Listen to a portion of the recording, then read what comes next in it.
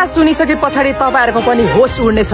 यही घरमा हो दर्शक फ्रेन्ड, संसारको फेमस सिंगर जस्टिन बीबरको जस्तै सेम टु सेम भोइस भएको र त्यतिकै ट्यालेन्ट भएको एउटा 14 वर्षको भाइलाई मैले भेटिसकेको छु। यो लुकेको प्रतिभाले हामीले बाहिर प्लेटफर्ममा पनि निकाल्न जरुरी छ। यस्तो राम्रो प्रतिभा भएको भाइले अहिलेसम्म किन भेटाइएन त हामीले? हेरौं, तपाईहरुलाई यो भाइसँग म भेटाउने छु र तपाईहरुले यो भाइको स्वर सुनेपछि तपाईहरुको पनि होस उड्नेछ। आउनुस्। दर्शक फ्रेन्ड, यही 14 वर्षको भाइ हो जसको चाहिँ जस्टिन बीबरसँग भोइस मिल्छ। जस्टिन बीबरले जतिकै राम्रो गाउन सक्छ, तपाईहरुको पनि होसै उड्नेछ। भाइले कुराकानीको लागि हामीले यहाँ लिएर आएका छौं। भाइ, हामीले सुन्नुमा आएको यो कुराहरु के सत्य हो? ठाउँ पाएको छैन। ठाउँ पाए भने चाहिँ संसार चाहिँ कुरा नगरौँ, अलिक प्र्याक्टिस पुगेको छैन। अब ठाउँ पाए भने चाहिँ नेपाल देशसम्म चाहिँ म हल्लाउँछु।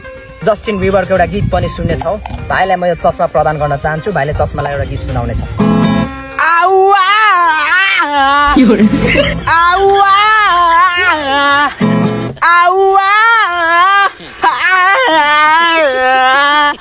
I know you love me.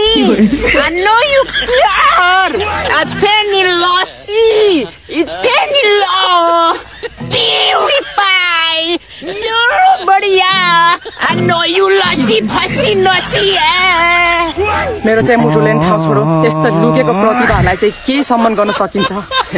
तपाईहरुले कमेन्टमा भन्न सक्नुहुनेछ।